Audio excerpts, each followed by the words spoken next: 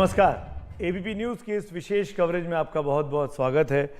आज हमारे साथ एक ऐसी शख्सियत मौजूद है जिनके पास बहुत सारे जवाब हैं और बहुत सारे सवाल हमारे पास हैं उनको परखने के लिए, क्योंकि उनकी तैयारी बहुत बड़ी चल रही है।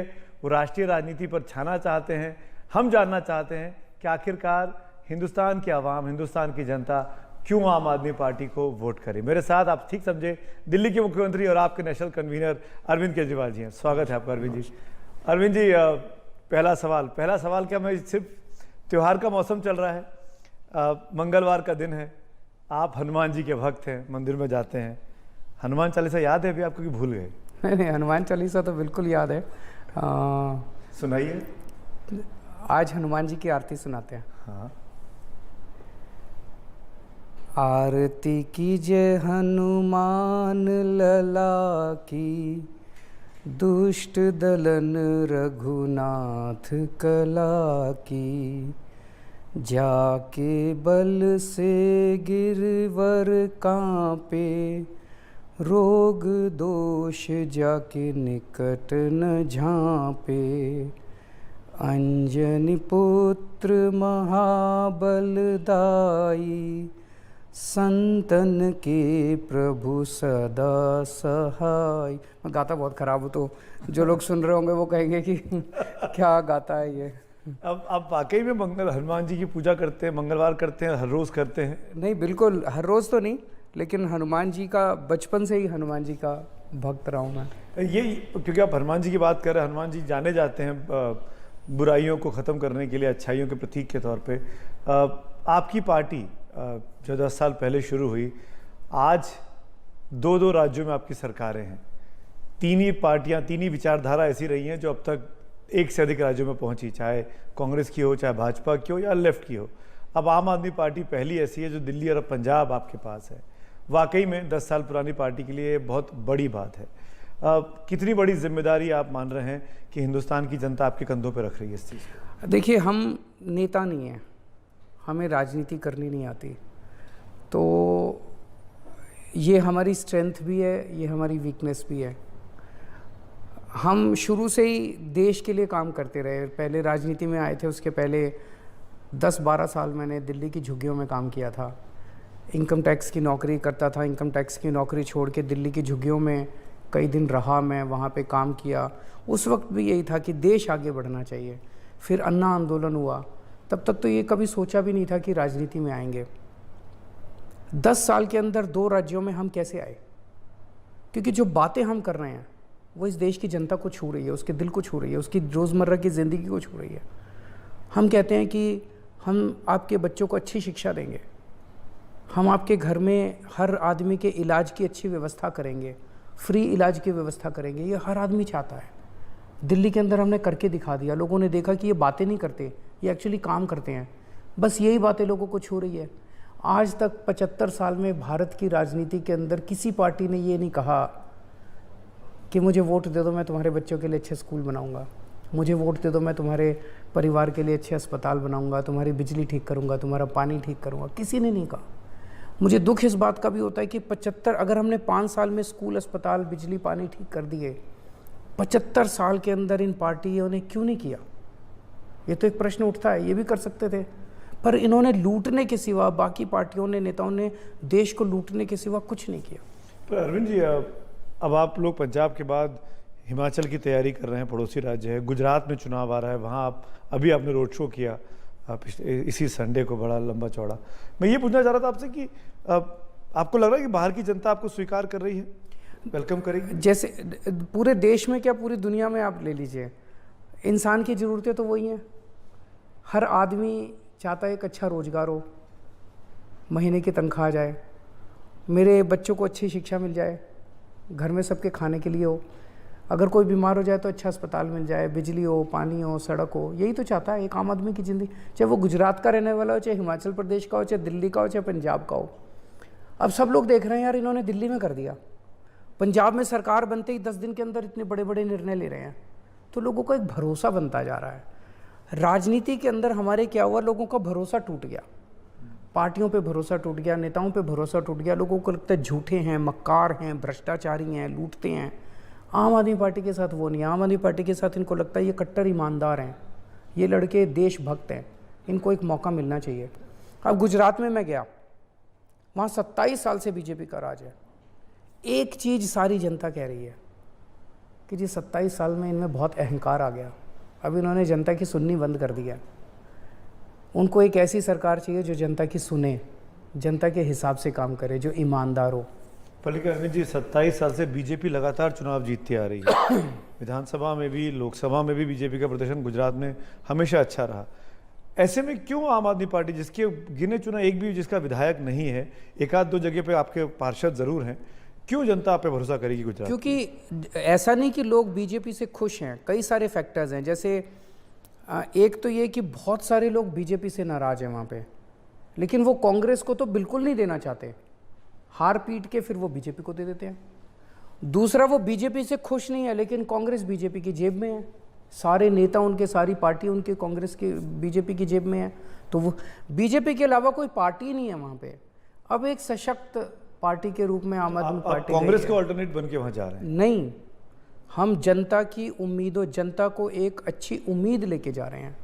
मैंने अभी जब गया मैं गुजरात, मैंने कहा मैं यहाँ बीजेपी को हराने नहीं आया, मैं यहाँ कांग्रेस को भी हराने नहीं आया, मैं गुजरात को जिताने आया हूँ, गुजरातियों को जिताने आया हूँ। आपके बच्चों के लिए अच्छे स्कूल बनाऊंगा। अभी स्कूलों की हालत बहुत ख़राब है गुजरात में, सबसे महंगी बिजली गुजरात के अंदर है, किसानों को बिजली नहीं मिल रही, किसान बिजली के लिए प्रदर्शन कर रहे हैं। क्यों? 27 साल राज करने के बाद क्या आप अच्छे स्कूल नहीं बना पाए? 27, मतलब आप मोदी मॉडल को फ्लॉप बता रहे हैं? मैं किसी के मॉडल को फ्लॉप नहीं बता रहा, वहाँ की परिस्थिति बता रहा हूँ। मेरे को किसी के खिलाफ मैं नहीं हूँ, किसी इंडिविजुअल के, किसी पार्टी के खिलाफ नहीं हूँ मैं। आप फ्री बिजली देंगे गुजरात में? बिल्कुल देंगे, जरूर देंगे। दिल्ली में दे दी, पंजाब में दे रहे हैं, गुजरात में भी देंगे, दे सकते हैं। पंजाब में भी दी नहीं है? दे रहे, दे देंगे, आप इंतजार कीजिए, दे देंगे। गुजरात में भी जाएंगे, फ्री बिजली, फ्री पानी हम दे सकते हैं, हमारे पास मॉडल है। मैं मानता हूँ आपके चेहरे से लग रहा है कि आपको यकीन नहीं होता, ये एक चमत्कार की तरह है, 24 घंटे बिजली, फ्री बिजली। पर ये जादू केवल केजरीवाल को करना आता है और किसी पार्टी को नहीं करना आता। केजरीवाल इंजीनियर है, हम जानते हैं, आप IIT से पढ़े हुए हैं। जादूगर ये जादू आप सारे देश को सिखा दीजिए ना, पूरे देश का भला होगा। मैं तो तैयार हूँ, मैंने तो कहा सारे आओ, मैं सब सिखाने को तैयार हूँ। मेरे लिए देश तो इम्पोर्टेंट है। उसके लिए आपको देश का प्रधानमंत्री बनना पड़ेगा? नहीं, कोई जरूरत नहीं है। सारे जितनी पार्टियों की सरकारें हैं, राज्य सरकारें, वो आ जाए मेरे पास, मैं सिखा दूंगा। आप अपना अच्छा राज्य चलाइए। बनने से इनकार कर रहे हैं? मेरी ऐसी कोई प्रधानमंत्री, मुख्यमंत्री, ये सब इसके लिए नहीं आया मैं। अब आपसे मैं पूछता हूँ, 49 दिन दिल्ली में सरकार चलाने के बाद मैंने इस्तीफा दे दिया था। हाँ। दुनिया के इतिहास में ऐसा कोई दूसरा एग्जाम्पल है? कोई ऐसा, मेरी सरकार पे आंच नहीं आई थी, सरकार स्टेबल थी, मैंने इस्तीफा दे दिया। मेरे को कुर्सी से प्यार नहीं है, मेरे को मेरे देश से प्यार है। देश के लिए मैं कुछ भी कर सकता हूँ। पर ये बताइए अरविंद जी, अब आपने जो दिल्ली जीता शीला दीक्षित से छीना, पंजाब जीता चन्नी साहब से छीना, कांग्रेस को तो आप हरा लेते हैं, भाजपा को नहीं हरा पा रहे हैं। गोवा में नहीं हरा पाए, उत्तराखंड में नहीं हरा पाए, बड़े आपने वहाँ भी कैंपेन किया जाके, वहाँ भी बैठे जाके। बीजेपी के पास का तोड़ नहीं है आपके पास अभी? मैं तो छोटा सा आदमी हूँ जी, मैं ना शीला दीक्षित जी को हरा सकता हूँ और ना चन्नी साहब को हरा सकता हूँ, ना कांग्रेस को हरा सकता हूँ। जनता हराती है जनतंत्र में। अगर किसी को अपने ऊपर ये घमंड हो जाए ना, गुमान हो जाए कि मैंने इसको हरा दिया, मैंने उसको हरा दिया, वो बेवकूफ़ होगा। जनतंत्र में जनता हराती है और जनता जिताती है। आप जनता के सामने एक एजेंडा लेके जाते हो कि हम आपके लिए करेंगे, हम आपके लिए करेंगे। जनता उस पर यकीन करती है तो आपको जिता देती है, नहीं करती है तो नहीं जिताती है। तो हमने जनता के सामने, जैसे पहला चुनाव जो दिल्ली में लड़े, हमने तो कुछ करके भी नहीं दिखाया था। अब तो मैं कह सकता हूँ मैंने बिजली ठीक कर दिया, अस्पताल। जनता ने देखा अन्ना आंदोलन में ये लड़के कट्टर देशभक्त हैं, कट्टर ईमानदार हैं, यही देखा लोगों ने। तो उन्होंने एक मौका दिया, यार एक मौका इनको देना बनता है। एक मौका दिया उन्होंने और उसके बाद हमने इतना अच्छा काम करते गए। अब एक मौका लेते हैं फिर हटते नहीं, उसके बाद फिर जम जाते हैं। दिल्ली में देखिए दोबारा आ गए, तिबारा आ गए, तीसरा चुनाव जीते हैं। तो एक मौका जनता ने दिया, हमने अच्छा काम किया। दिल्ली में एक मौका जनता ने दिया तो पंजाब ने देखा कि देखो कितना अच्छा काम कर रहे हैं, एक मौका पंजाब में भी देखते हैं। तो बात बीजेपी और कांग्रेस की नहीं है, बात यह है कि क्या जनता हमारे एजेंडा पे यकीन करेगी, क्या जनता जो हम कह रहे हैं उसकी ज़रूरत की बात कर रहे हैं, अगर है तो जनता मौका देगी। नहीं, ये बात तो बिल्कुल ठीक है कि नारा दिया नरेंद्र मोदी ने कि कांग्रेस मुक्त भारत बनाना है, और आपने उनका काम आसान कर दिया। अब कांग्रेस को हराने में लग गए। हमें किसी को मुक्त नहीं करना। कांग्रेस, बीजेपी, ये पार्टी, वो पार्टी, सारे अपने देश की पार्टी है, किसी को मुक्त क्यों करें? अपने को तो देश को आगे बढ़ाना है, सबको साथ लेके चलना है। मैं जब दिल्ली का मुख्यमंत्री बना, अपने कार्यकर्ताओं को मैंने कहा, किसी ने अगर हमें वोट दिया नहीं दिया, चाहे कोई कांग्रेस का है चाहे बीजेपी का है, कांग्रेस बीजेपी वालों के ज़्यादा काम करने हैं। ऐसा नहीं करना कि भाई ये दूसरी पार्टी के हैं, इन्होंने हमें वोट नहीं दिया तो उनके ज़्यादा काम का, वो भी अपने देश के हैं। अब हम सबकी सरकार हैं, तो हम सबको साथ लेके चलना चाहते हैं। कांग्रेस वाले, बीजेपी वाले, सबको साथ लेके हम इस देश का विकास करेंगे। पर मैं गुजरात पे ही वापस लौटता हूँ। गुजरात में बीजेपी, उत्तराखंड में बीजेपी ने 3-3 सीएम बदले।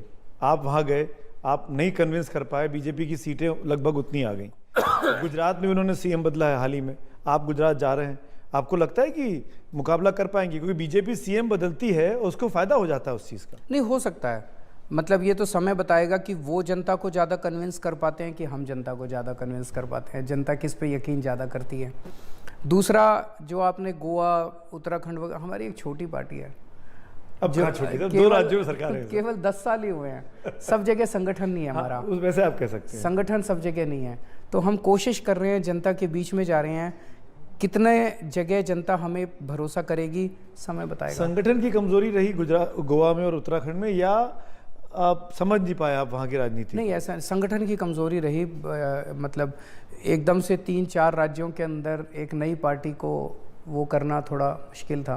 तो मुझे लगता है कि 10 साल के अंदर 2 राज्यों में भी हमें मिला, ये भी जनता का अपार प्यार है। एक साथ 5 राज्यों में चुनाव था, आप 5 में से 4 में आप अच्छे से लड़ना चाह रहे थे। यूपी आप थोड़ा कम ही लड़े, लेकिन बाकी 3 में आप ठीक लड़े। अब फिर जब चुनाव आ रहा है 6 महीने के बाद, गुजरात और हिमाचल दोनों जगह साथ-साथ चुनाव हो सकता है। कह रहे हैं कि एमसीडी का चुनाव भी उसी वक्त हो सकता है आसपास।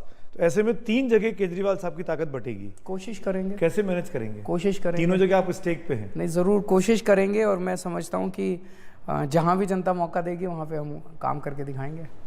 एमसीडी का चुनाव आपको लगता है आपकी पार्टी जीत पाएगी एकीकरण करने के बाद? एमसीडी में तो जनता बेताब है। 15 साल भ्रष्टाचार करने में कोई कसर नहीं छोड़ी बीजेपी ने। इतना ज़्यादा भ्रष्टाचार, इतना ज़्यादा भ्रष्टाचार। अब जनता एक गुस्सा अपना निकालना चाहती थी, चुनाव में जम के गुस्सा निकालना चाहती थी। मुझे तो लगता है वो 70 में से जो 67 सीट आई थी, वो भी रिकॉर्ड टूट जाता इस बार, इतने गुस्से में थी जनता। इन्होंने चुनाव ही टाल दिया। अब तो यूनिफाइड कर दिया, उनको लगता है कि एकीकृत करके फ़ायदा हो जाएगा। देखिए, 2 चीज़ें हैं, एक है फाइनेंशियल और एडमिनिस्ट्रेटिव चीज़, और दूसरा है चुनाव। जी, एकीकृत जो किया, हम उसके खिलाफ नहीं हैं, कर दो आप। 272 वार्ड हैं, 272 वार्ड पहले भी थे, फिर इसके 3 टुकड़े कर दिए इन्होंने। तो वो 272 के कुछ इधर 3 असेंबली बन गई, कुछ इधर बैठने लग गए, कुछ इधर बैठने लग गए, कुछ इधर बैठने लग गए। अब ये कह रहे हैं हम एक करेंगे, तो एक कर दो, लेकिन 272 ही रखो। अब ये 272 3 जगह बैठने की जगह एक जगह बैठ जाएंगे। उन्होंने 272 की जगह 250 वार्ड कर दिए, जिसका कोई तुक नहीं है। उसका एक ही कारण है कि 250 वार्ड करने से अब डिलिमिटेशन होगा। डिलिमिटेशन होगा तो चुनाव 1.5 साल टल गए। तो इनका मकसद तो चुनाव टालना था। इन्होंने कौन सा एकीकृत करना है? इनके एकीकृत करना हो तो 2 साल पहले कर देते। अब कौन सा, 15 साल से इनकी सरकार है, 15 साल में तो ये आप कह रहे हैं कि डर गए आप? केवल और केवल चुनाव टालने का एक रीज़न था, जो अच्छी बात नहीं है। मैं हमेशा यही कहता हूँ कि देखो, देश सबसे बड़ा है। आज माहौल ये था कि दिल्ली में आम आदमी पार्टी जीत रही है, कोई बड़ी बात नहीं है। आज आम आदमी पार्टी जीत रही है, कल बीजेपी जीत जाएगी। कल तक बीजेपी जीतती थी। बीजेपी, आम आदमी पार्टी, केजरीवाल, मोदी जी, ये इम्पोर्टेंट नहीं है। आज हम हैं, कल नहीं रहेंगे। देश हमेशा रहेगा। चुनाव टालना देश के हितों के खिलाफ है। क्या हिंदुस्तान की राजनीति में केजरीवाल साहब वो दौर आ गया है जब आदमी गवर्नेंस के ऊपर वोट कर रहा है? चाहे आपकी सरकारों की सफलता हो, बार बार आपका चुना जाना, आम आदमी पार्टी ने जो यहाँ काम किया उसका फ़ायदा पंजाब में दिखा। एग्जाम्पल के तौर पर यूपी को भी लेना चाहता हूँ। 32 साल के बाद एक सरकार रिपीट हुई, कोई मुख्यमंत्री योगी के तौर पर, और उतने ही बड़ी मेजॉरिटी के साथ लगभग। तो आपको लगता है कि काम जो करेगा उसको जनता चुनेगी, इसीलिए योगी भी चुने गए? नेचुरली काम के बल पे तो वोट मिलता ही है। पहले लोग मेरे को ये कहते थे कि ये जो तुम करते हो कि स्कूल, अस्पताल, बिजली, पानी, इस पे वोट नहीं पड़ता, कर लो ये, लेकिन वोट इस पे नहीं पड़ता। तो हमने दिल्ली में दिखा दिया, 3 चुनाव हम अपने बिजली पानी पे ही जीते हैं। स्कूल अस्पताल पे ही जीते हैं। अब पंजाब का चुनाव भी काम पे बेसिस पे ही जीते हैं। पहले क्या था कि जनता के पास विकल्प नहीं थे, एक ये पार्टी थी, एक ये पार्टी थी, दोनों ने काम तो करे नहीं। तो जब काम नहीं करे तो वो कोई जात की बात करता था, कोई धर्म की बात करता था, वो कहता था ब्राह्मण हमारे, वो कहता था जाट हमारे, वो कहता था हिंदू हमारे, वो कहता था मुसलमान हमारे, इसी नाम पे वोट लेते थे। कोई पार्टी ये नहीं कहती थी हमने स्कूल अच्छे कर दिए, अस्पताल अच्छे कर दिए, कह ही नहीं सकते थे। तो चॉइस ही ये थी लोगों के पास। अब एक नई पार्टी आई है जो कहती है यार तुम्हारे बच्चों के मैं अच्छी शिक्षा दूंगा, देखो बड़े होकर फिर ये एक अच्छे आदमी बनेंगे, बड़े आदमी बनेंगे, तुम्हारे लिए अस्पताल का इंतजाम। तो पहली बार एक पार्टी आई है जो देश की बात कर रही है, देश के विकास की बात कर रही है। क्या इसीलिए यूपी में योगी जीते? उस पर मैं टिप्पणी नहीं करना चाहूँगा। क्यों? हमें क्या ज़रूरत है, दूसरे लोग जीते हारे, अपने को तो देश की बात करनी है, अपने को ना किसी को क्रिटिसाइज करना, ना अपने को ना काहू से। मैं इसलिए कह रहा हूँ कि वो भी अपने काम किनारे थी। कोविड में हमने अच्छा काम किया, हमने हाईवेज एक्सप्रेस वेज बना दिए, हमने लोगों को फ्री राशन पहुँचाया, उन्होंने अपने काम किया। कोविड के काम पे कम ही टिप्पणी की जाए तो ज़्यादा अच्छा है। तो मैं किसी की बुराई नहीं करना चाहता, ना मैं ना काहू से दोस्ती ना काहू से बैर, देश हमारे लिए इम्पोर्टेंट है। बुलडोजर वाली गवर्नेंस को आप कैसे देखते हैं? उनको मुबारक। क्या ऐसा फॉर्मूला आप भी अडॉप्ट करना चाहेंगे? नहीं, देखिए अगर कोई गलत काम करता है इस देश के अंदर, कोई भी अगर क्रिमिनल है, कोई गलत काम करता है, उसके खिलाफ सख्त कार्रवाई होनी चाहिए, चाहे वो इस धर्म का है, चाहे वो इस धर्म का है, चाहे वो इस जात का है, चाहे वो उस जात का है, उसके खिलाफ सख्त कार्रवाई होनी चाहिए। लेकिन अगर कोई गरीब आदमी है, कोई बेसहारा आदमी है, तो सरकार को उसका दोस्त बन के उसके पीठ पे हाथ रख के उसका साथ देना चाहिए। तो सरकार के कई रोल होते हैं, उन सभी रोल्स के अंदर सरकार को काम करना पड़ता है। हिमाचल की बात करें, आप कल हिमाचल जा रहे हैं, कल आपका वहाँ पे सीएम मान साहब भी आपके साथ होंगे, यात्रा निकलने वाली रोड शो है मंडी में। हिमाचल मांगे केजरीवाल के नारे भी लगने लगे हैं, पोस्टर भी लगने लगे हैं। आपको लगता है कि आप ऑल्टरनेट हैं, कांग्रेस को नंबर 2 की बजाय नंबर 1 की लड़ाई लड़ेंगे? देखिए हिमाचल में भी प्रथा ये रही है, एक बार बीजेपी एक बार कांग्रेस, एक बार बीजेपी एक बार कांग्रेस, और दोनों सरकारों को, दोनों पार्टियों को लोग कई कई सालों से आजमा चुके हैं। मेरे पास अभी डेटा तो नहीं है कि कितने साल बीजेपी का राज रहा, कितने साल कांग्रेस का, लेकिन दोनों पार्टियों को आजमा चुके हैं। हालत बहुत ख़राब है हिमाचल की। तो हम तो जाके यही कहेंगे कि एक मौका दे के देखो, हमें कोई फर्क नहीं पड़ता है ना। एक मौका दे लो, अगर नहीं पसंद आए तो बदल देना अगली बार। सबसे बड़ा चेहरा कौन है आपके पास हिमाचल प्रदेश में? किसके पीछे खड़े होंगे आप? बहुत लोग जुड़ रहे हैं, अच्छे अच्छे लोग जुड़ रहे हैं। मैं तो ये कह रहा हूँ कि सारे अच्छे लोग जो देश को बदलना चाहते हैं, चाहे इस पार्टी में है, चाहे उस पार्टी में है, चाहे किसी पार्टी में नहीं है, सब लोग साथ जुड़ो। ऊपर वाले की कुछ कृपा हो रही है, जो देश के अंदर ये फ्रेश राजनीति, फ्रेश चेहरे, फ्रेश पार्टी, नई राजनीति, एक हवा बह रही है, फ्रेश हवा बह रही है। तो सब लोग जुड़ो इसके साथ। तो सब लोग कहाँ जुड़ रहे हैं? जुड़ रहे हैं, धीरे धीरे जुड़ रहे हैं। कहाँ कांग्रेस से कोई नेता आया आपके पास? कल तंवर साहब आए, अशोक तंवर जी, काफ़ी बड़ा चेहरा है, अच्छे चेहरा है, हरियाणा में आए। लोग जुड़ रहे हैं, धीरे धीरे, समय लगता है। 10 साल में अगर इतना हो गया तो आगे भगवान, ये भी भगवान ने कराया, आगे भी भगवान ही कराएगा। एक चीज़ और बताइए अरविंद जी कि क्या महंगाई अब चुनाव में मुद्दा नहीं बाकी है? क्योंकि हर चीज़, हर रोज़ दाम बढ़ते जा रहे हैं, चीज़ें महंगी होती जा रही हैं, जनता वोट दिए जा रही है। ऑप्शन क्या है लोगों के पास? लोग मानते हैं कि कांग्रेस ऑप्शन नहीं है, तो उसी को वोट दिए जा रहे हैं, उसका वो फायदा उठा रहे हैं। तो भ्रष्टाचार ले लो, लोगों के पास कोई ऑप्शन नहीं। महंगाई ले लो, लोगों के पास कोई ऑप्शन नहीं है। इतने ज़्यादा पूरा नफरत का माहौल, ये वो, लोगों के पास कोई ऑप्शन नहीं है। तो अगर कोई क्रेडिबल ऑप्शन होगा, लोगों को एक उम्मीद नज़र आएगी। वही मैंने कहा, अगर आप जनता के सामने एक उम्मीद के रूप में आते हैं तो जनता फिर आपके साथ जुड़ती है। तो कमज़ोर विपक्ष या क्रेडिबल फेस नहीं होना विपक्ष के पास एक बड़ी वजह। बात कमज़ोर विपक्ष की भी है, बात ये भी है कि कोई भी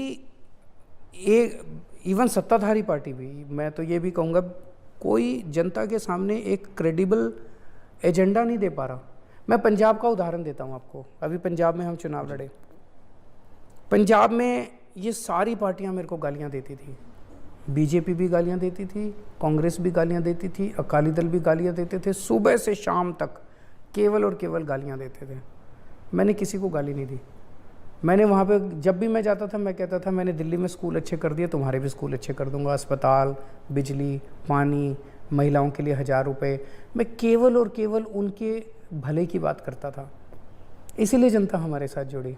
हम पॉजिटिव राजनीति करते हैं, तो जनता को एक विकल्प दिखा जिस पे जनता को विश्वास हुआ कि हाँ, इन लड़कों ने दिल्ली में अच्छा काम किया, एक मौका देते हैं। तो अगर जनता के सामने, अब कई कहते हैं सारे इकट्ठे हो जाओ, इसको हराना है, सारे इकट्ठे हो जाओ, उसको हराना है, इस पार्टी को हराना है, इस नेता को हराना है। तुम्हारे पास एजेंडा क्या है देश के लिए? हराने और जिताने का काम जनता पे छोड़ दो, जनता तय कर लेगी किसको हराना है और किसको जिताना है। देश को कैसे आगे बढ़ाना है, किसी के पास है एजेंडा? कोई बात कर रहा है एजेंडा की? देश की कोई बात कर रहा है कि भ्रष्टाचार कैसे दूर करना है? जनता को 75 साल के बाद, हमारे देश के बाद जापान जो है, जापान तहस नहस हो गया था सेकेंड वर्ल्ड वॉर में, आज देखो कितना आगे बढ़ गया। जर्मनी तहस नहस हो गया था, आज कितना आगे बढ़ गया। सिंगापुर को 60s में आज़ादी मिली, आज कितना। हमें 75 साल हो गए, हम अभी भी वही बिजली पानी सड़क, बिजली पानी सड़क, अस्पताल स्कूल पे अटके हुए हैं। देश कैसे आगे बढ़ेगा? किसके पास एजेंडा है? 75 साल खराब कर दिया, बहुत टाइम नहीं है खराब करने का। अब हम इम्पेशेंट है, जनता इम्पेशेंट हो रही है। आपके पास सबसे बड़ा एजेंडा क्या है देश में? मुझे लगता है कि सबसे बेहद जरूरी है शिक्षा और स्वास्थ्य, सबसे जरूरी। कोई भी देश जिसके हर बच्चे को अच्छी शिक्षा नहीं मिलेगी, वो तरक्की नहीं कर सकता। आप कोई डेवलप्ड कंट्री उठा लो, पेरिस उठा लो, यूरोप उठा लो, इंग्लैंड उठा लो, टोक्यो उठा लो, जापान, अमेरिका उठा लो, वहाँ पे शिक्षा पे सबसे ज़्यादा जोर होता है, अच्छी से अच्छी क्वालिटी एजुकेशन। मेरी ज़िंदगी का सबसे मेन मकसद ये है कि सारे बच्चों को अच्छी शिक्षा मिले, सबको अच्छा इलाज मिले। जब देश की जनता खड़ी होगी, यही तरक्की करेंगे, यही लोग आगे बढ़ेंगे। जब देश की जनता पढ़ी लिखी होगी, यही लोग इंडस्ट्रियलिस्ट बनेंगे, यही बिजनेसमैन बनेंगे, यही आगे बढ़ेंगे। आप बहुत ईमानदारी से बात कर रहे हैं। आपके जीवन का सबसे बड़ा ख्वाब क्या है? एक ही है, मेरे जीते जी मैं भारत को दुनिया का नंबर 1 देश देखना चाहता हूँ। हूँ। हर हिंदुस्तानी का है सर, वही मेरा भी ख्वाब है। मोदी जी का भी होगा, राहुल गांधी का भी होगा, नहीं क्या? मुझे नहीं पता उनका क्या ख्वाब है, मैं उनके बारे में नहीं, पर हर हिंदुस्तानी का ख्वाब तो यही है, और ये हो सकता है, ये मैं कन्विंस्ड हूँ। और कन्विंस्ड हूँ 5 साल दिल्ली चलाने के बाद। इसके पहले मैं मैं NGO में काम करता था। हम देखते थे झुग्गियों में मैं घूमा करता था, सरकारी स्कूल में जाते थे टूटे पड़े हैं, सरकारी अस्पताल में जाते थे खराब हालत है। हम सोचते थे यार 75 साल हो गए, ये ठीक नहीं हो रहे, कुछ बहुत ही मुश्किल होता होगा इसको ठीक करना, जो ये सारी पार्टियों की सरकारें आ गई, कर नहीं पा रही। दिल्ली में हमारी सरकार बनी, हमने 5 साल में कर दिए। तो फिर लगने लगा यार हो तो सकता था ये, 75 साल इन लोगों ने जानबूझ के लूटने के सिवा कुछ नहीं किया। अब मुझे लगता है कि देश नंबर 1 बन सकता है। हमारे देश के अंदर सब कुछ है, टैलेंट है, बट लोग इतने इंटेलिजेंट हैं, एंटरप्राइजिंग स्पिरिट है, बिजनेस स्पिरिट है, सब कुछ है, नदियां हैं, पहाड़ है, भगवान ने कोई कसर नहीं छोड़ी देश को देने में। राजनीति खराब है बस। आपके हिसाब से प्रधानमंत्री मोदी कैसा काम कर रहे हैं? जनता तय करेगी, मैं किसी पे टिप्पणी नहीं करता। क्या बीजेपी को हराया जा सकता है? बीजेपी को हराना या बीजेपी को जिताना मेरा काम नहीं है, मेरे लिए देश है। मेरा सबसे बड़ा, पूछते हैं आप इस अलायंस का हिस्सा बनोगे? मैं इस देश के 130 करोड़ लोगों का अलायंस बनाना चाहता हूँ और उनको तैयार करना चाहता हूँ राष्ट्र निर्माण के लिए। सभी इंजीनियर, सभी डॉक्टर, सभी पत्रकार, सभी लॉयर्स, मजदूर, किसान, सबको इकट्ठा करेंगे और लोगों को राष्ट्र निर्माण के लिए लेके चलेंगे। आप दिल्ली के लोगों को महंगाई से राहत दे सकते हैं? देने का कोई प्लान है? बढ़ते पेट्रोल डीजल अपना हिस्सा कम करेंगे? मैंने काफ़ी राहत दी है दिल्ली के लोगों को महंगाई से। उनकी बिजली मुफ्त कर दी, उनका पानी मुफ्त कर दिया, उनके बच्चों की शिक्षा की सारा खर्चा ख़त्म कर दिया, उनका सारा इलाज मुफ्त कर दिया दिल्ली के अंदर, उनकी महिलाओं का ट्रांसपोर्ट फ्री कर दिया। जो हमने 5 चीज़ें ये फ्री की है, इससे कम से कम 15-20 हज़ार रुपये महीने का फ़ायदा हर इंसान को, हर फैमिली को हो रहा है। पेट्रोल डीजल में राहत नहीं देंगे, लेकिन जितना हम कर सकते हैं उतना कर दिया। क्योंकि सब ये लोग मेरे ऑफिस के बोल रहे थे कि भाई उनसे पूछिएगा पेट्रोल डीजल में कुछ राहत देंगे कि नहीं। केंद्र सरकार को इसमें सामने आना चाहिए, केंद्र सरकार को सामने आना चाहिए। अच्छा, मैं अभी हाल ही में तमिलनाडु के मुख्यमंत्री दिल्ली में थे और बहुत बड़े अद्भुत तस्वीरें थी। आपने उनको दिल्ली के स्कूल दिखाए, आपके साथ वो घूमे स्टालिन साहब। इस मुलाकात को कैसे देखा जाए? कोई नया अलायंस बन रहा है? कोई नया अलायंस नहीं बन रहा। मैं उनको बधाई देता हूँ उन्होंने दिल्ली के स्कूल और अस्पताल देखने की इच्छा जाहिर की। जैसा मैंने पहले भी कहा है कई बार कि मेरे लिए देश आगे है। कल को कोई बीजेपी का भी मुख्यमंत्री, कांग्रेस का भी मुख्यमंत्री मुझे कहेगा कि अब अरविंद जी आपने स्कूल अच्छे कर दिए, हमें भी बता दो, मैं खुशी खुशी उनको बताऊंगा। वो लोग अपने अपने राज्य में जीतें, चुनाव जीतें, मुझे कोई ले। तो स्टेलिन साहब आए, उन्होंने स्कूल देखा और स्कूल वो पटपड़गंज वाला स्कूल दिखाया जिसको पहले टेंट वाला स्कूल कहते थे। टेंट में चला करता था वो हमारे से। आज शानदार बिल्डिंग थी, उसमें स्विमिंग पूल बन गया स्कूल के अंदर, लिफ्ट लगी हुई है स्कूल के अंदर। तो वो स्कूल दिखाया, फिर हमने मोहल्ला क्लिनिक दिखाया, फिर उन्होंने मुझे इनवाइट किया कि हम आपके जैसा स्कूल वहाँ बनाएंगे, आप उसका उद्घाटन करने आना। मैंने कहा मैं ज़रूर आऊँगा। तो एक दूसरे से, स्टेलिन साहब भी बहुत अच्छा काम कर रहे हैं, उनसे भी हम सीखेंगे, जो अच्छे काम वो कर रहे हैं हम भी सीखेंगे। ऐसे एक दूसरे से सीखेंगे, सारे मिलके चलेंगे तभी तो देश आगे बढ़ेगा। आपस में लड़ते रहेंगे, झगड़ते रहेंगे तो कैसे देश आगे बढ़ेगा। आप बीजेपी से क्या सीखते हैं?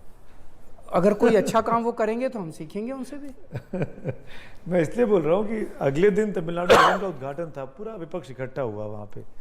आपको लग रहा है कि बीजेपी दिल्ली में था नहीं, मैं आप नहीं थे क्या? बीजेपी को हराने के लिए सबको एक होना पड़ेगा?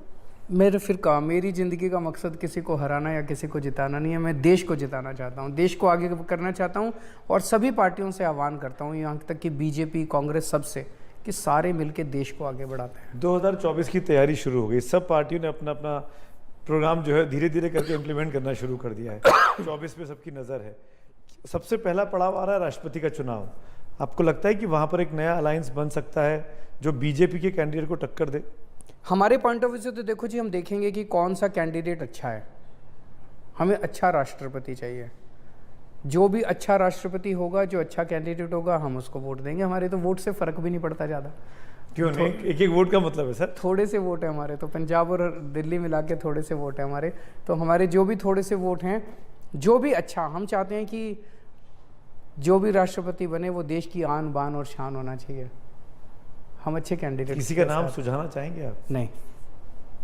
आपके पास कोई चेहरा हो, हमारे व्यक्तित्व हो? आज हम इतने पावरफुल नहीं है कि कोई चेहरा राष्ट्रपति के लिए खड़ा कर सकें। कोई इंडिपेंडेंट भी खड़ा होता है मान लीजिए, और अच्छा चेहरा है, हम उसको वोट देंगे। अगर आपको चुनना पड़े अलायंस के लिए नेशनल लेवल पे, कांग्रेस और बीजेपी के विकल्प के तौर पर, तो ममता दीदी के मोर्चे में जाएंगे कि शरद पवार के मोर्चे में जाएंगे? वो ना कोई मोर्चा बना रहे, ना कोई ऐसा कोई है क्या? ये तो हाइपोथेटिकल क्वेश्चन है। हाँ, हाइपोथेटिकल अभी, क्योंकि दोनों तरफ से असर्ट करने की बातें चल रही हैं। राजनीति हाइपोथेसिस पे नहीं चलती, राजनीति तो प्रैक्टिकल उस पे चलती है। फिर से जैसे मैंने कहा कि अगर किसी के पास देश के लिए अच्छा एजेंडा होगा, मैं उसके साथ जाऊंगा। कोई भी अलायंस कहेगा कि देखो हम देश के लिए ये करेंगे, मैं उसके साथ। कोई ये कहेगा हम सारे मिलके चलो इसको हराएंगे, हम सारे मिलके उसको हराएंगे, वो मेरे लिए इंपॉर्टेंट नहीं है। वो जनता पे छोड़ दो, जनता हराने जिताने का काम जनता करती है। आपका विरोधी नंबर एक कौन है आज सियासी तौर पर? भ्रष्टाचार। सियासी पार्टी ये सियासत की वजह से ही भ्रष्टाचार है आज इतना ज़्यादा। आज आप देखो, स्टार्क है, कांग्रेस के ऊपर कितने भ्रष्टाचार के आरोप लगे। 2G, कोयला घोटाला, बोफर्स घोटाला, कॉमनवेल्थ गेम्स घोटाला, ये वो इतने। बीजेपी के ऊपर कितने आरोप लगे, बीजेपी पे, राफेल स्कैम, सहारा बिड़ला डायरी, विजय माल्या को भगा दिया, नीरव मोदी को भगा दिया, व्यापम स्कैम, पता नहीं कितने आरोप लगे। आम आदमी पार्टी की सरकार की केंद्र सरकार ने एक कमीशन बिठाया, शुंगलू कमीशन। सारी फाइलों की हमारी जांच की उसने, एक एक फाइल जिस पे मैंने साइन किए थे। उनको लगा कुछ मिलेगा, कुछ नहीं मिला उन्हें। फिर उन्होंने मेरे घर पे रेड कराई, मेरे बेडरूम तक पहुंच गई पुलिस, सारा छान मारा, उनको कुछ नहीं मिला। फिर मनीष पे रेड कराई, फिर सतिंदर जैन पे रेड कराई, कहीं कुछ नहीं मिला। इतनी कट्टर ईमानदार सरकार दुनिया में लेंस लेके ढूंढने से भी नहीं मिलेगी। और यही कारण है कि वो कोई भी हमें ब्लैकमेल नहीं कर पा रहा। हमारी कहीं किसी ने फाइल नहीं बना रखी, इसीलिए हम दबंग होकर काम करते हैं। तो अगर किसी एक को चुनना पड़े, मोदी या राहुल गांधी, तो किसको चुनेगी? देश को चुनेंगे, भारत को चुनेंगे। आपको पकड़ना आसान नहीं है। अच्छा, एक चीज़ और शुरू हो गया है जिस पे चर्चा होनी चाहिए, ये जो फ्री की चीज़ें हैं। ये कहा गया कल सेक्रेटरीज ने बैठक की प्राइम मिनिस्टर के साथ कि अगर इस तरीके से राजनीतिक तौर पर फ्री की चीज़ें बांटी गई तो देश की आर्थिक स्थिति बहुत खराब हो जाएगी। मुझे नहीं पता वो सेक्रेटरीज मोदी जी के मुंह पे मोदी जी की बुराई क्यों कर रहे थे। उन्होंने फ्री राशन बांटा और खूब घूम घूम के यूपी में कहा कि हमने फ्री राशन बांटा इसलिए वोट दो। उन्होंने कहा कि हमने फ्री टीके लगाए इसलिए वोट दो। उन्होंने कहा हमने फ्री दवाई दी इसलिए वोट दो। तो मुझे लग रहा है वो उन्हीं को सुना रहे थे कि जी ये फ्री देना बंद करो। हाँ, तो आपने सरकार चलाई इसलिए पूछ रहा हूँ, फ्री से नुकसान होता है सरकारी खजाने को? मैं आपसे पूछना चाहता हूँ, दो मॉडल है इस देश के सामने। एक मॉडल है जिसमें सरकार खूब लूटती है, खूब चोरी करती है, हर चीज़ में कट बंधा होता है, कट तो क्या कहीं तो पूरे 100% ही खा जाते हैं ये लोग। एक वो मॉडल है। दूसरा मॉडल है जिसमें सरकार कट्टर ईमानदार सरकार है, पैसे बचाती है, हर चीज़ में पैसे बचाती है, और पैसे बचाने के बाद फिर कहती है अब पैसे बच गए, इसमें दवाइयाँ फ्री कर दो सबकी, इसमें सबके बच्चों की शिक्षा फ्री कर दो, इसमें सब लोगों को बिजली मुफ्त दे दो। कौन सी बेटर है, पैसे खाने वाली कि जनता पे पैसे खर्चने वाली? ऑब्वियसली खर्चने वाली। अंग्रेजी में इसको जो हम कह रहे हैं वो अमेरिका में इसको सोशल सिक्योरिटी कह देते हैं, यहाँ इसको फ्री भी कहते हैं ये लोग। नहीं, पर ये पैसा जनता से तो लेते हैं आप अलग अलग टैक्स के तौर जनता पे ही खर्चते हैं, जनता से लेके जनता पे, अपने घर नहीं ले जाते, स्विस बैंकों में नहीं ले जाते हम लोग। ये हमारे में और बाकी पार्टियों में फ़र्क है। एक और मुद्दा जो आजकल खूब छाया हुआ है, जिसकी वजह से आप खूब विवादों में हैं, फिल्म देखते हैं आजकल आप? कौन सी फिल्म देखी आपने? कश्मीर फाइल देखी कि नहीं देखी? अब तो बहुत दिन हो गए। नहीं, अभी नहीं देखे, अभी तक नहीं देखी? आजकल बहुत कम टाइम मिल रहा है, बहुत ज़्यादा। पिछले पंजाब चुनाव 6-7 महीने से बहुत बिजी हो गए हैं। कश्मीर फाइल्स को क्यों टैक्स फ्री नहीं कर रहे हैं? जब आप सांड की आंख को कर मेरे सकते हैं लिए- और चीज़ों को कर सकते हैं, क्यों दिक्कत है? नहीं, हो सकता है आपके लिए कश्मीर फाइल्स मेरे लिए जरूरी नहीं है। मैं जानना चाहता हूँ आप क्यों नहीं, आपने ऐसे जिद पकड़ ली है कि मैं नहीं करूंगा इसको। नहीं, पर पिक्चर को टैक्स फ्री कराने के लिए इतना बड़ा कैंपेन क्यों देश के अंदर? इस पिक्चर को टैक्स, कश्मीरी पंडितों की आवाज कोई क्यों नहीं उठा रहा? मेरे को कश्मीरी पंडितों से प्यार है, कश्मीरी पंडितों की कोई बात नहीं कर रहा, पिक्चर को टैक्स फ्री करने की बात की जा रही है। क्यों? मैं आपसे पूछना चाहता हूं, जब कश्मीर से कश्मीरी पंडितों का पलायन हुआ था, उनके ऊपर त्रासदी हुई थी, जेनोसाइड हुआ था, उस वक्त केंद्र में किसकी सरकार थी? वीपी सिंह की। किस बीजेपी ने? बीजेपी सपोर्ट कर रही थी, बीजेपी की लेफ्ट सपोर्ट दोनों की हुई सरकार थी। तब इन्होंने, इसका मतलब ये खुद जिम्मेदार हैं पलायन के। उस वक्त कश्मीर में गवर्नर कौन था? बीजेपी के जगमोहन। बीजेपी की स्टेट में सरकार थी, बीजेपी की सेंटर में सरकार थी, तो कश्मीरी पंडितों का पलायन तो इन्होंने ही कराया, इन्हीं की वजह से हुआ। ये दोषी हैं उसके। 32 साल हो गए उसको, 32 साल में 14 साल सेंटर में बीजेपी की सरकार रही, पहले वाजपेयी जी की रही, अब इनकी 8 साल से इनकी सरकार है। एक भी कश्मीरी पंडित फैमिली को इन्होंने वापस रीसेटल किया? एक भी फैमिली नहीं किया। क्या कह रहे हैं? 32 साल के अन्याय के बाद ये कश्मीरी पंडितों को कह रहे हैं तुम्हारे ऊपर एक फिल्म बनाई है, ये देख लो। ये जले पे नमक चढ़। मैंने कई कश्मीरी पंडितों से बात की इन दिनों में, कहते हैं हमें फिल्म नहीं चाहिए, हमें रीसेटलमेंट चाहिए, हमें रिहेबिलिटेशन चाहिए। किसी का रिहेबिलिटेशन नहीं किया, बेशर्मी के साथ खड़े होकर कह रहे हैं फिल्म देख लो, फिल्म लेके आए हैं तुम्हारे लिए। पर कम से कम कश्मीरी पंडितों का दर्द तो उनको याद है, दिखा तो रहे हैं पब्लिक को। उन्होंने ही तो किया था दर्द, और वो उस पिक्चर के जरिए 200-300 करोड़ रुपए कमा रहे हैं उनका दर्द दिखा के। उनको दर्द की चिंता है कि पैसों की चिंता है? क्या कश्मीर में इस चुनाव आने वक्त वाले हैं? कश्मीरी पंडितों को केवल और केवल रिहेबिलिटेशन चाहिए, रीसेटलमेंट। आज अगर हमारी केंद्र में सरकार होती, मैं इनका हाथ पकड़ के प्यार से इनको अपने अपने घरों में बिठा के आता। ये चाहिए उनको। पर वहाँ सिचुएशन ऐसी अभी हुई है क्या कि कश्मीरी पंडित वापस जा पाए? बिल्कुल है, बिल्कुल है। ये कह रहे हैं कि हम लोगों ने अब सिचुएशन ठीक कर दी, तो लेके जाओ उनको वापस। कल ही हत्या हुई है कश्मीरी पंडित की, तो उसको ठीक करें, इन्हीं की सरकार है, यही जिम्मेदार है, इनकी सरकार है अब तो कई साल से। तो अब ये कह रहे हैं बीजेपी फेल होगी कश्मीर पे। बिल्कुल फेल इन्होंने किया। कश्मीरी पंडितों के पलायन के लिए बीजेपी जिम्मेदार है।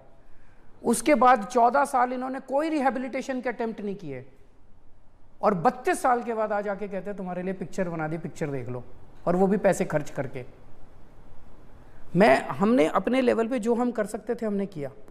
हमने कश्मीरी पंडित दिल्ली भी आए कई सारे, उसमें से कुछ कश्मीरी पंडितों ने दिल्ली में टीचर्स की नौकरी करी सरकारी स्कूलों में, तो वो कच्चे टीचर्स थे, कॉन्ट्रैक्चुअल। 93 से लेके आज तक, बीच में बीजेपी की भी सरकार आई, कांग्रेस की भी सरकारें आई, उन्होंने उनको पक्का करने की कोशिश ही नहीं की। हमारी सरकार ने उन टीचर्स को पक्का किया।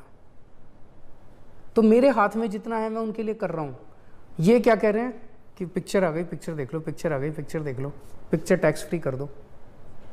आप पंजाब जब जाते हैं तो वहाँ पर भगत सिंह को याद करते हैं, गुजरात जाते हैं तो महात्मा गांधी को याद करते हैं।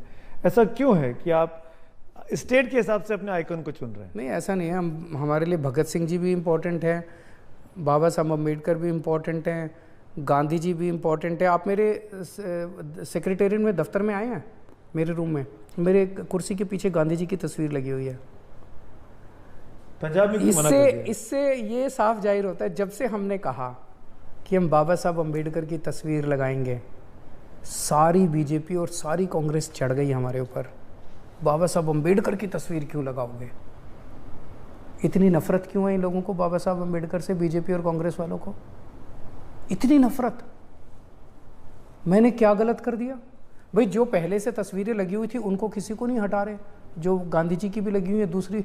हमने ये कहा कि बाबा साहब अम्बेडकर और भगत सिंह की भी तस्वीरें लगेंगी, इनकी क्यों लगा रहे हो? बाबा साहब अम्बेडकर की नहीं लगा सकते, भगत सिंह की नहीं लगा सकते। मुझे नहीं पता था इनके मन में इतना ज़्यादा नफरत है बाबा साहब अम्बेडकर को लेके, दोनों पार्टियों में। आप गांधी जी की तस्वीर लगाएंगे पंजाब में? मेरे रूम में लगी, पंजाब में भी भगत लगेंगे, सिंह के बगल में नहीं लगा देंगे। अभी क्या है, वो गलत उन्होंने कुछ प्रोजेक्ट किया। मान साहब जो हैं, उनके कई बैठने की जगह है, एक उनका अपना कमरा है, एक कैबिनेट रूम है, कि कैबिनेट रूम में जहाँ बैठते हैं ऊपर महाराजा रंजीत सिंह की लगी हुई है, वो आज भी लगी हुई है, हटाई नहीं गई है। वो एक कमरा था जहाँ वो बैठते थे, जहाँ जगह खाली थी, वहाँ पे भगत सिंह की और बाबा साहब अम्बेडकर की लगा दी। तो क्या गलत कर दिया यार? कुछ गलत किया क्या हमने? गलत कुछ नहीं। इतना ज़्यादा ये पीछे पड़ गए, अम्बेडकर की तस्वीर क्यों लगाई, अम्बेडकर की तस्वीर क्यों लगाई? सवाल और उसके बाद मैं इसको वाइंड अप करूंगा। और ये मैं आपके साथ गेम खेलना चाह रहा हूँ। मैं किसी एक व्यक्ति का नाम लूंगा, आपको उनके बारे में क्या ख्याल आता है बताना पड़ेगा, ठीक है? बताइए बताइए। बहुत बहुत आसान है आपके लिए, आप सबको जानते हैं, हम सब उनको जानते हैं। पहला नाम लेना चाहूंगा अन्ना हजारे। बहुत अच्छे आदमी हैं। सुनीता केजरीवाल। बहुत अच्छी महिलाएं हैं, बहुत अच्छी पत्नी है, बहुत अच्छी माँ है। कुमार विश्वास। अच्छे कवि हैं। नरेंद्र मोदी। भारत के प्रधानमंत्री हैं। राहुल गांधी। कांग्रेस के पूर्व अध्यक्ष हैं। तो आप सबके पद बता रहे हैं, इनके मन में क्या विचार आता है आपके मन में वो नहीं बता रहे। मेरे मन में जो भी आया मैंने तुरंत बता दिया। देखिए, मैंने कोई भी गैप नहीं। ममता बनर्जी। बहुत अच्छी नेता हैं, बहुत अच्छी मित्र हैं। प्रशांत किशोर। बहुत अच्छे स्ट्रैटेजिस्ट हैं। सब बहुत अच्छे। सबसे खराब आदमी कौन लगता है आपको? वो एक कबीर का कि सबसे किसी को भी बुरा कहने पहले अपने अंदर झांक के देखो कि आपके अंदर क्या बुराई है। बहुत बहुत शुक्रिया अरविंद जी, खुलकर बात करने के लिए, ईमानदारी के साथ। ऐसे ही मुस्कुराते रहिए आप, आपका स्वास्थ्य बना रहे। Thank you so much. तो ये थे अरविंद केजरीवाल, और खुलकर गॉड ब्लेस यू, खुलकर हम ये दुआ करते हैं कि अरविंद केजरीवाल जो बातें कह रहे हैं उस पर वाकई में अमल करेंगे, और देश की राजनीति को जो स्वच्छ और ईमानदार बनाने की कोशिश की जा रही है उसमें उनका प्रयास इसी तरीके से चलता रहेगा। Thanks for watching ABP news.